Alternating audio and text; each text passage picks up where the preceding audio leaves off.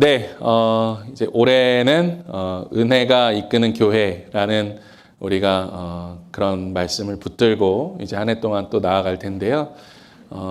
그래서 올해 이제 저희가 맥체인 성경 읽기도 하고 또 이제 암송 구절을 24구절을 정했습니다. 그래서 저희가 좀 읽으면서 함께 좀 암송해 보는 시간을 가지려고 하는데요.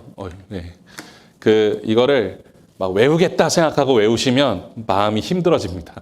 어려워집니다. 그래서 하루 한 번씩 그렇게 2주 동안 읽으시면 그 의미나 그 뜻이 우리 마음 가운데 담기게 될 줄로 믿습니다. 그래서 1월 첫 주, 두 주 암송구절 신명기 6장 4절부터 5절까지의 말씀인데요. 우리 한 목소리로 함께 봉독해 보겠습니다. 이스라엘아 들으라. 우리 하나님 여호와는 오직 유일한 여호와이시니 너는 마음을 다하고 뜻을 다하고 힘을 다하여 내 하나님 여호와를 사랑하라. 신명기 6장 4절 5절 말씀. 아멘. 네, 그렇게 하나님의 말씀을 우리 삶 가운데 더욱더 심어 나아가는 그런 은혜의 한 해가 되기를 간절히 소망합니다. 네, 오늘 말씀 앞으로 함께 나아가겠습니다. 오늘 말씀은 고린도전서 15장 9절부터 10절까지의 말씀입니다. 요거 볼륨 조금만 낮춰주시겠어요? 네, 고맙습니다. 고린도전서 15장 9절, 10절 말씀. 네, 우리 한 목소리로 함께 봉독하겠습니다. 나는 사도 중에 가장 작은 자라. 나는 하나님의 교회를 박해하였으므로 사도라 칭함받기를 감당하지 못할 자니라. 그러나 내가 나된 것은 하나님의 은혜로 된 것이니 내게 주신 그의 은혜가 헛되지 아니하여 내가 모든 사도보다 더 많이 수고하셨으나 내가 한 것이 아니요 오직 나와 함께 하신 하나님의 은혜로라. 아멘. 네, 오늘은 은혜가 이끄는 교회라는 제목으로 함께 말씀 나누겠습니다. 말씀 나누기 전에 퀴즈 하나 드려볼까요? 신약 성경 안에서 어떤 이름이나 지명 같은 그런 고유명사를 제외하고 단어들 중에서 가장 많이 쓰이고 있는 단어는 무엇일까요? 신약 성경에서 은혜인 것 같죠? 그러면 너무 쉬웠겠죠, 답이. 예, 마음입니다, 마음. 예, 신기하죠. 그러니까 하나님께서 이 인간의 마음에 사실 굉장히 큰 관심이 있으신 거죠. 그러면 두 번째로 많이 나오는 단어는 뭘까요? 예, 이것도 은혜는 아닙니다. 두 번째로 많이 나오는 단어는 죄입니다, 죄. 그러니까 하나님이 또 이 죄의 문제에 대해서 관심이 많으신 거죠. 그러니까 우리 마음의 중심에 무엇이 있느냐?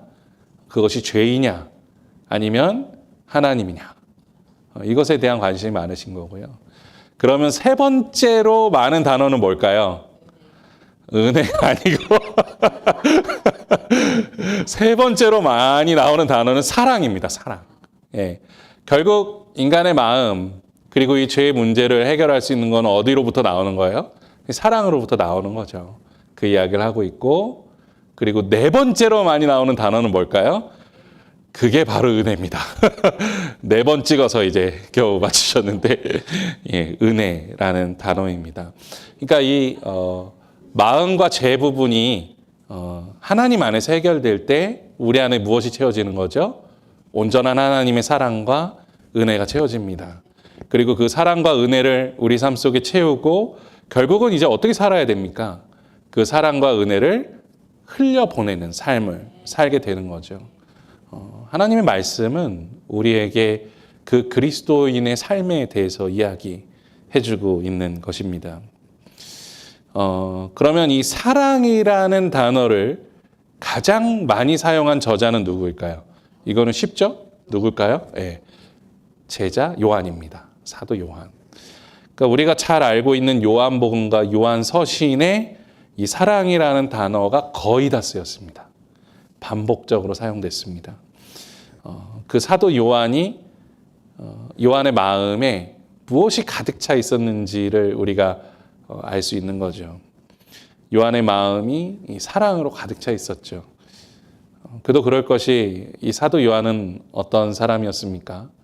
예수님의 품에 안겨서 또 식사를 하고 언제나 예수님의 손을 잡고 동행했고 또 예수님께서 십자가에서 죽으실 때에도 바로 그 십자가 곁에서 그 선포되어지는 그 용서와 사랑을 직접적으로 경험한 인물 아니겠습니까? 그러니까 이 요한이 이 사랑으로 채워질 수밖에 없었던 그런 제자였던 거죠. 그래서 전승에 따른 그가 마지막까지 외친 단어가 뭐예요? 서로 사랑하라. 서로 사랑하라. 제자들이 제발 다른 말씀 좀 전해 주십시오 했더니 그래도 사랑하라. 이렇게 호흡을 다하는 순간까지도 그 사랑을 외쳤던 제자 사도 요한. 그래서 이제 그 사도 요한의 별명이 사랑의 사도인 거죠. 자, 그러면 은혜라는 단어를 가장 많이 사용한 사람은 누구일까요? 바로 그 사람이 사도 바울입니다. 바울. 사도 바울은 이 로마서와 고린도 전후서에 이 은혜라는 말을 굉장히 많이 사용했습니다. 50번이 넘을 정도로 많이 그 은혜라는 단어를 사용했습니다. 그리고 여러 서신서에서 바울은 이 은혜가 없이는 자신의 인생을 설명할 수 없다라고 고백하죠. 오늘은 이 은혜에 대해서 우리가 함께 나눠보려고 합니다.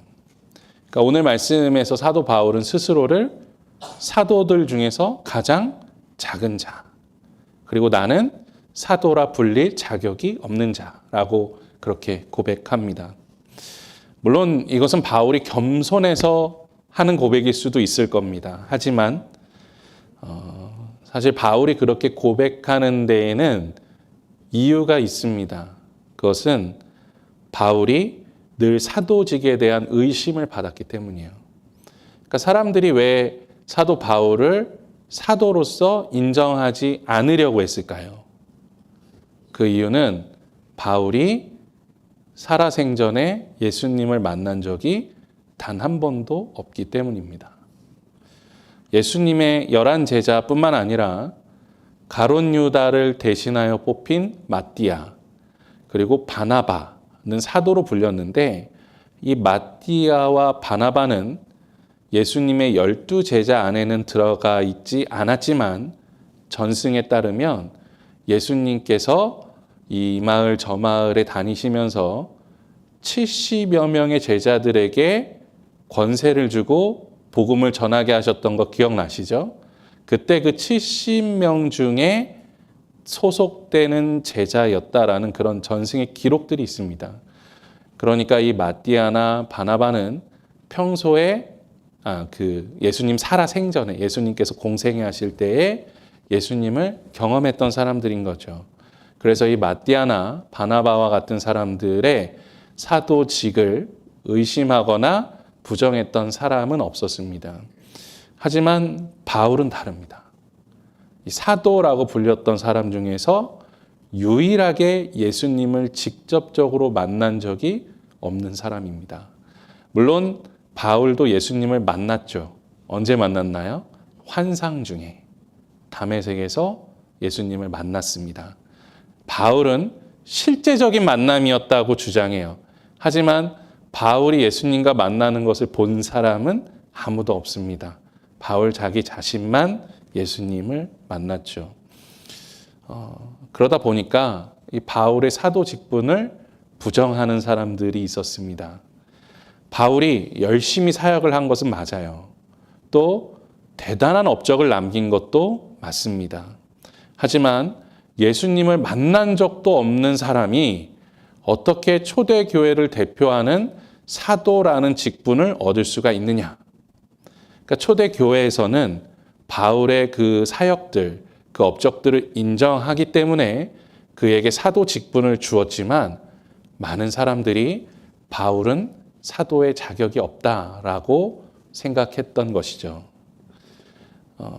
그래서 고린도 후서에 보면 바울이 자기 자신이 사도인 이유에 대해서 변명하는 부분들이 나옵니다. 내가 왜 사도인가? 그런데 이건 참 슬픈 일이에요. 이 고린도 교회에서 바울의 사도직을 의심하고 그것을 부정하려는 시도가 있었다는 것을 보여주는 거거든요. 참 슬픈 일입니다. 왜냐하면 이 고린도 교회는 사도 바울이 개척한 교회이기 때문이에요. 그러니까 바울이 복음을 정말 최선을 다해서 전하면서 고린도 교회를 세웠습니다. 그런데 고린도 교회 성도들이 바울의 사도직을 의심하고 부정했다라는 거 얼마나 슬픈 일입니까? 그래서 바울은 자신이 개척한 그 교회 성도들에게 내가 왜 사도인지에 대해서 변호하는 거죠. 너무 슬픈 현실인 거죠. 그래서 그런지는 모르지만 바울은 오늘 고린도전서 말씀에서도 그가 처음 고백하는 것은 무엇입니까? 나는 사도라 칭함받기를 감당하지 못할 사람이다. 그러니까 바울도 아는 거예요. 그도 다른 사도들에 비하여 자기는 근본적으로 사도라 불릴 만한 그런 능력이 없다는 걸 아는 거예요. 예수님을 만난 적이 없거든요. 하지만 이 사도 바울이 나는 떳떳하게 사도다라고 자신을 변호하는 이유가 있습니다. 그는 그가 사도임을 자랑하고 싶었던 것이 아니라 그가 사도로 불릴 수 있는 것이 무엇 때문입니까? 오직 은혜로 사도가 되었기 때문에. 오직 은혜 안에서 내가 사도로 불릴 수 있었기 때문에 바울은 내가 사도인 것을 자랑하고 싶은 것이 아니라 자기를 사도로 세워주신 은혜를, 하나님의 은혜를 자랑하고 싶었던 것이죠. 사실 세계 선교를 위해서 바쁘게 활동하는 바울에게 사도 직분은요, 뭐 있으나 마나한 사실 그런 직분이었습니다. 대단한 것이 아니었어요. 바울은 그 사도직을 가지고 뭐 초대교회에서의 어떤 권력을 행사하고 싶어하는 마음도 없었습니다. 하지만 바울이 자신의 사도 직분을 변호하는 것은 하나님께서 은혜로 그 직분을 주셨기 때문에, 그러니까 자신의 사도 직분을 변호하는 것이 아니라 자신에게 주신 하나님의 은혜가 얼마나 큰지를 간증하고 있는 것이죠.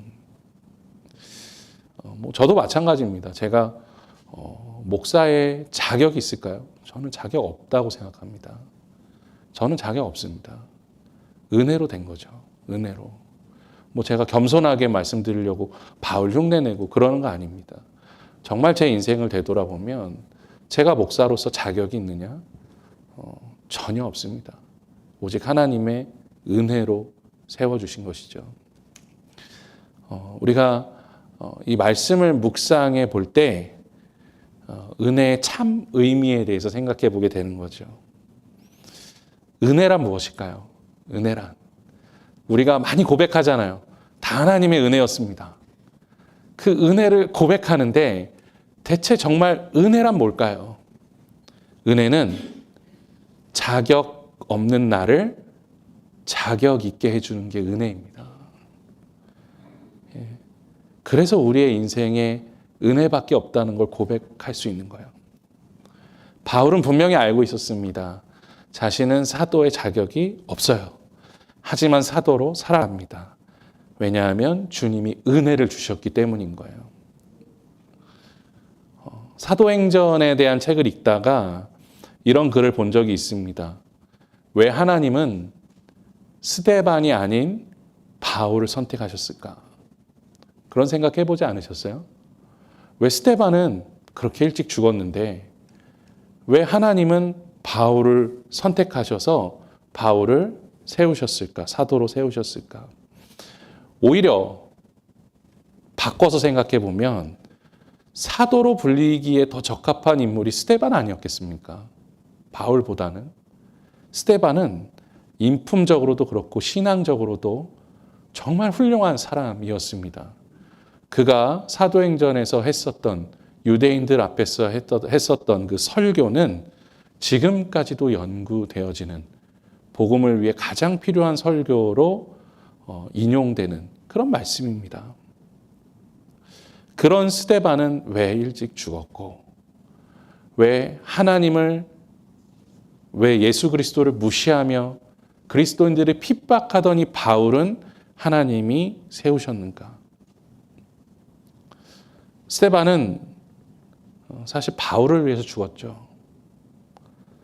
바울에게 용서와 사랑이 무엇인지를, 그리스도의 은혜가 무엇인지를 알려주기 위해서 돌에 맞아 죽는 그 순간까지도 자신을 죽이고 있는 그 바울을 위하여 기도하고 그를 용서했습니다.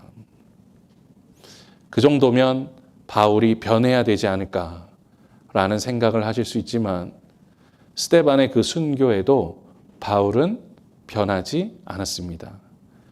오히려 스데반의 죽음을 어떻게 생각했습니까?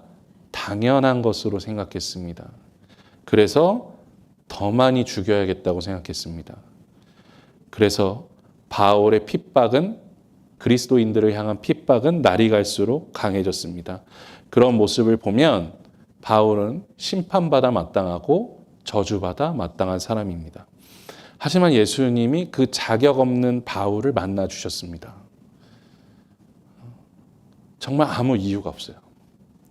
성경을 아무리 찾아봐도 바울이 그런 구원을 받을 만한 자격은 전혀 없습니다. 찾을 수가 없습니다. 그 누구도 바울을 위하여 기도하지 않았습니다. 기대하지도 않았습니다. 오히려 바울이 그리스도인이 되는 것을 좋아하지 않았을 겁니다. 그런데 예수님께서는 그 자격 없는 바울을 만나 주셨고 그에게 은혜를 주셨고, 그때부터 스데반이 바울의 마음 가운데 심어 놓았던 그 기도의 씨앗이 자라나기 시작하는 거죠. 그 사건들을 되돌아보면 바울은 정말 자격 없어요. 공로도 없습니다. 정말 사도가 되기까지의 아무 자격이 없는 사람입니다. 하지만 하나님이 그를 선택하셨고 예수님이 그를 만나주셨고 성령의 기름을 부어주사 그가 기독교의 역사를 바꾸는 사도가 되었죠. 바울은 그것을 자랑하는 거예요. 내가 뭘 했다. 내가 열심히 했다. 내가 대단한 능력이 있다.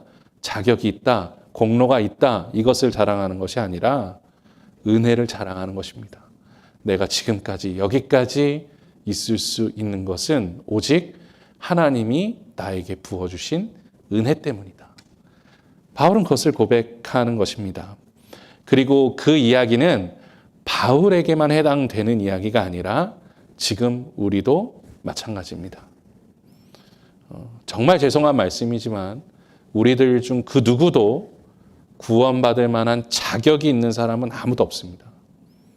아무도 없어요. 내가 그리스도인이 될 만하지. 나 정도면 그리스도인이지.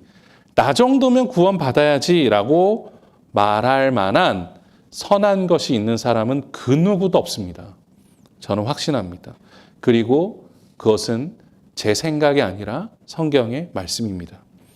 예레미야 17장 9절에서 말씀하죠. 한번 우리가 자기 고백으로 한번 이 말씀을 함께 봉독해 보겠습니다. 만물보다 거짓되고 심히 부패한 것은 마음이라. 누가 능히 이를 알리오마는. 아멘. 굉장히 재미있는 고백이에요. 우리가 늘 그런 말을 입버릇처럼 합니다. 야, 세상이 악하다. 점점 악해진다. 아유, 어떻게 더 악해지려고 세상이 이렇게 변하냐. 그런데 그렇게 악한 세상보다 더 거짓되고 심히 부패한 것이 무엇이에요? 바로 내 마음이에요. 그런데 사람들이 어떻습니까? 몰라요. 모릅니다. 자기 마음이 그렇게 거짓되고 부패한지 몰라요. 하지만 성경은 분명하게 이야기합니다. 우리의 마음은 부패했어요. 그리고 거짓되었습니다. 우리가 그런 얘기 많이 하잖아요. 열길 물속은 알아요. 요즘은 저 먼 우주의 행성도 알아요. 막 망원경으로 어떻게 생겼는지 다 봐요. 그런데 한길 사람의 마음속은 몰라요. 아무도 모릅니다. 그 속에 얼마나 부패하고 거짓되었는지. 노벨문학상을 수상한 그 윌리엄 골딩이라는 소설가가 있습니다. 이분이 쓴 소설 중에 유명한 소설, 아마 제목 들어보셨을 텐데 파리 대왕이라는 소설이 있습니다. 이 파리 대왕이라는 소설의 내용은 이 영국의 소년들이 전쟁을 피해서 비행기로 도망치고 있었는데, 그런데 그 비행기가 격추됩니다. 그래서 무인도에 떨어지게 돼요. 그때 그 비행기를 운전하던 어른들은 다 사고로 죽게 되었고, 그 무인도에 오직 어린아이들만 남게 됩니다. 수십여 명의 어린아이들만 살아남게 되는데, 그 무인도에서 어린아이들만 살아가면 어떤 세상이 될 것 같습니까? 막 순수한 세상이 될 것 같죠. 하지만 소설은 그렇게 이야기 안 합니다. 소설 속에서 그 어린아이들은 서로 편을 나눠 싸우고 독재를 하고, 나중에는 광기에 사로잡혀서 짐승들의 피를 얼굴에 바르고 야만인들처럼 춤을 추며 결국엔 광란에 사로잡혀 서로를 죽입니다. 예. 너무 무서운 소설이에요. 그래서 저는 사실 이 소설을 보다가 끝까지 다 못 읽었어요. 예. 막 머릿속에 상상이 되니까 이 내용이 너무 잔인해요. 정말 그래서 읽기가 힘들더라고요. 물론 이건 소설이죠. 윌리엄 골딩이라는 사람이 쓴 소설이지만 그저 그 사람의 머릿속에서만 만들어낸 환상은 아닙니다. 이 윌리엄 골딩은 1911년에 출생해서 해군에 입대한 후에 제2차 세계대전에 참전합니다. 그래서 그 전쟁의 참상을 다 목격합니다.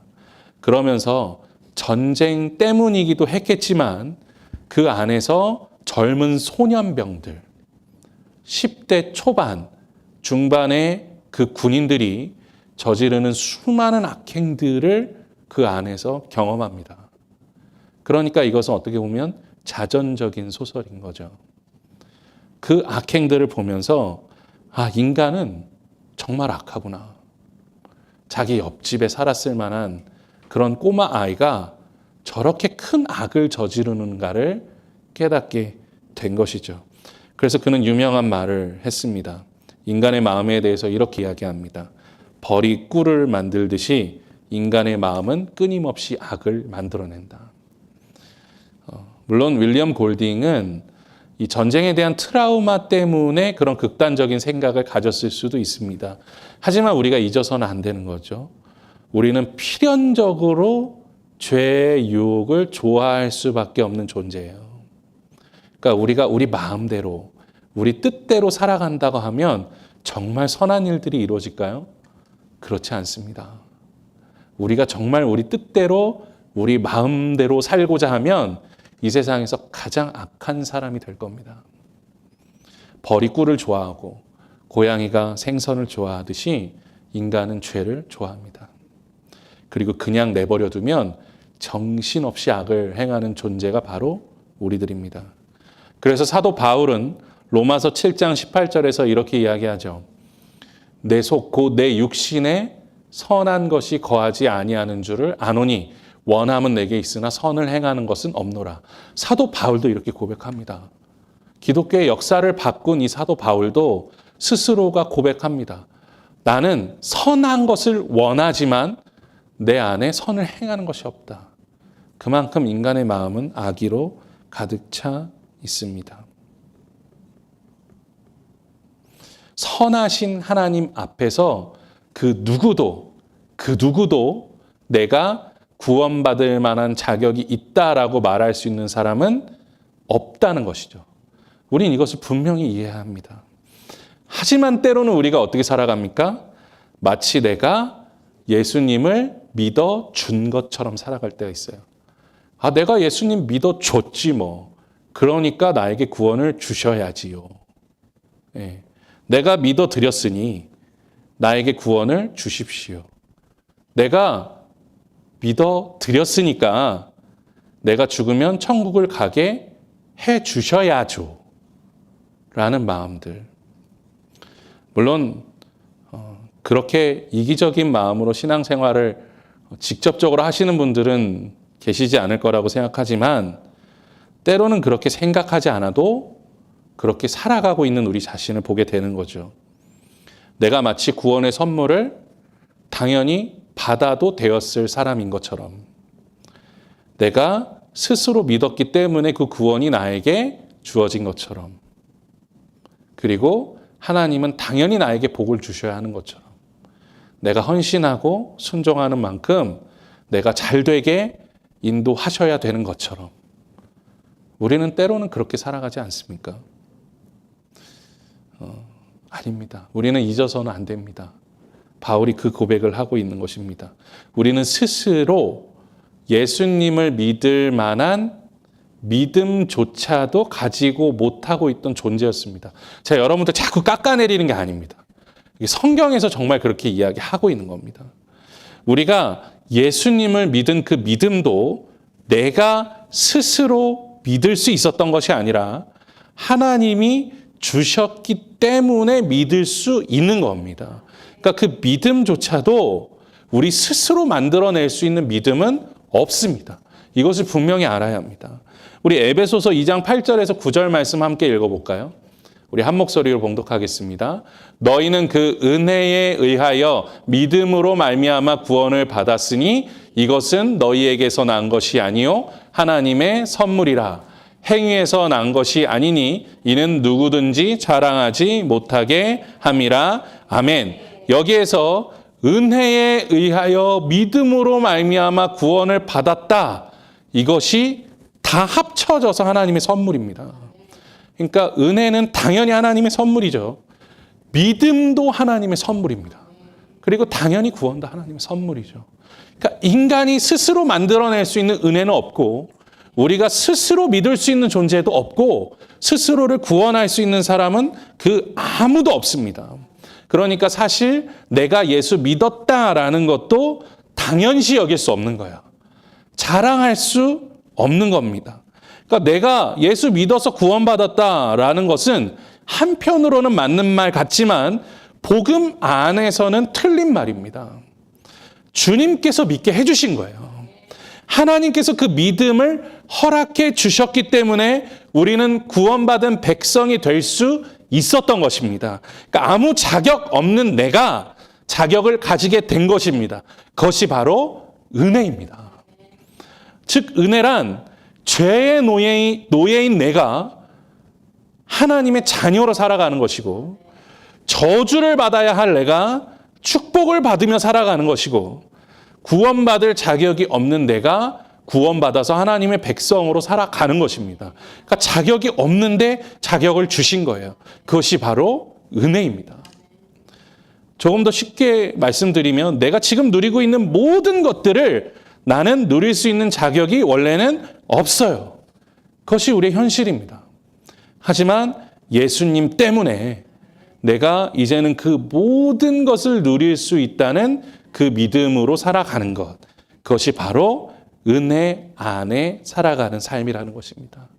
그래서 은혜가 이끄는 삶이라는 것은 내가 방종하며 살겠다는 것이 아니에요.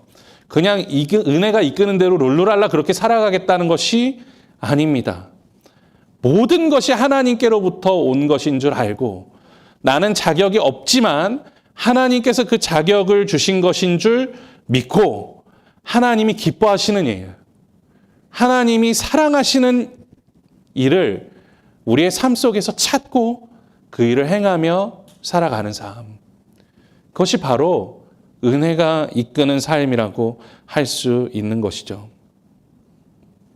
우리가 누군가에게 참 많은 사랑을 받고 우리가 누군가에게 참 많은 은혜를 입을 때 어떤 마음을 갖게 됩니까?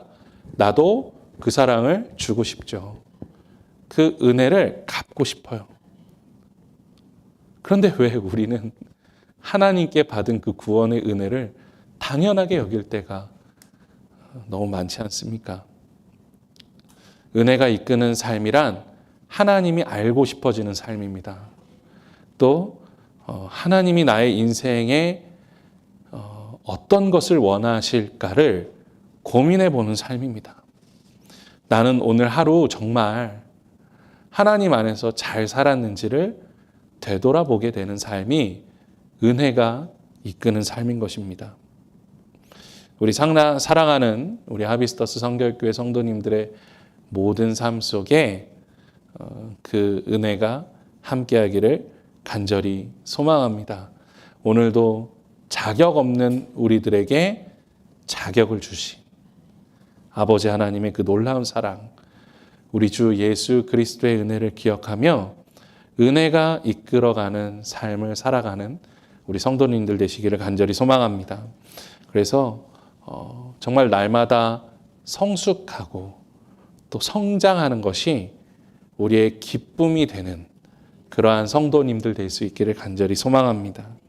2026년 한 해 동안 그렇게 은혜가 이끄는 삶을 통하여 그리스도의 장성한 분량에 이르기까지 함께 하나 되어 성장하는 사랑하는 하비스터스 성결교회 성도님들 되시기를 주님의 이름으로 간절히 축원합니다. 이 시간